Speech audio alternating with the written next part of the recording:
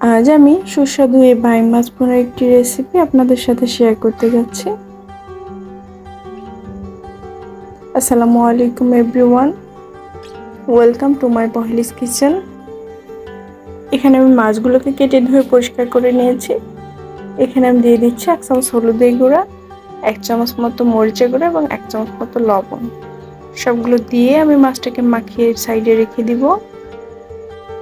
একটা প্যানে সরিষার তেল গরম করে আমি তাতে দিয়ে দিলাম কিছুটা পেঁয়াজ। পেঁয়াজটাকে আমি একটু ভেজে নিচ্ছি।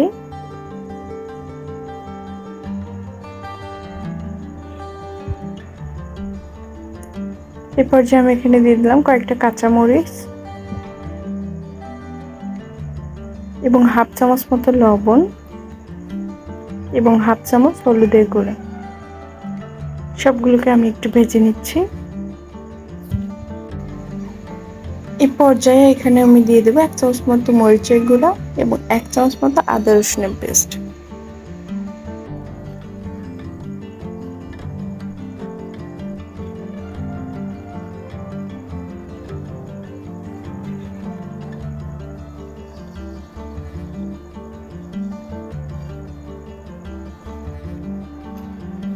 এই পর্যায়ে আমি এখানে দিয়ে দিচ্ছি 1/2 চামচ মতো দারচিনি গুঁড়া এবং 1/2 চামচ মতো জিরার গুঁড়া। দিয়ে দিচ্ছি 1/2 চামচ মতো ধনিয়া গুঁড়া। যেহেতু এখানে শুকনো উপকরণ অ্যাড করা হয়েছে, এখানে একটু পানি অ্যাড করতে হবে, নয়তো মশলাটা পড়ে যেতে পারে।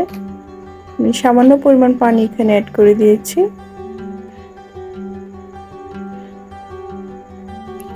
মশলাটা পারফেক্টভাবে রান্না হওয়ার জন্য আমি মশলাটাকে 2 থেকে 3 মিনিটের জন্য ঢাকা দিয়ে রাখলাম।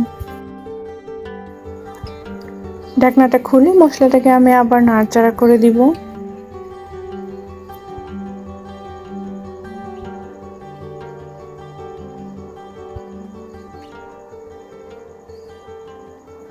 এখন আমি এখানে মাছগুলোকে দিয়ে দিচ্ছি।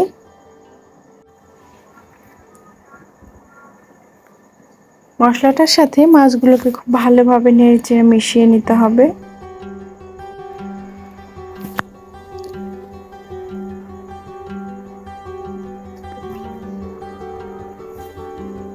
মাছগুলোকে আমি 4-5 মিনিটের জন্য আবার ঢাকা দিয়ে রাখবো।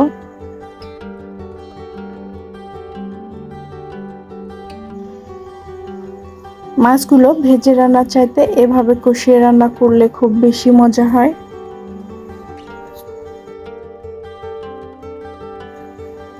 মাছগুলো যেহেতু একটু নরম হয়ে এসছে, এখন একটু সাবধানের সাথে নাড়াচাড়া করে দিতে হবে।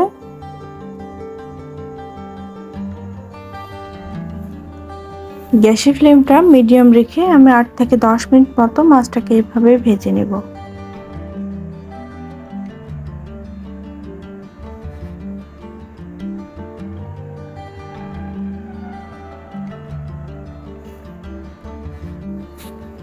ভাজা শেষ, আমি এখন এখানে পানি অ্যাড করে দিচ্ছি।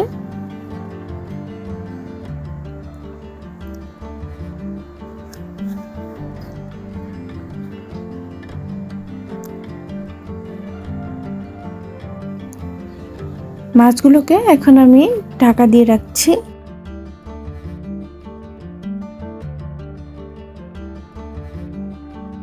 ঢাকনাটা খুলে আমি চেক করে নিচ্ছি। এভাবে নাড়াচাড়া করে আমি কিছুক্ষণ এই মাছটাকে রান্না করে নিব।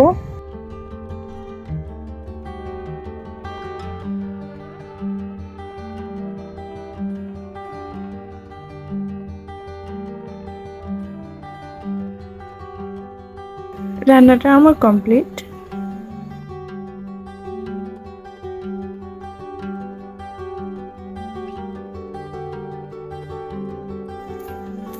আমার এই নতুন চ্যানেলটিকে আপনারা সাবস্ক্রাইব করে আমার পাশে থাকবেন। আজ এখানেই শেষ করছি। সবাই ভালো থাকবেন, সুস্থ থাকবেন। আসসালামু আলাইকুম।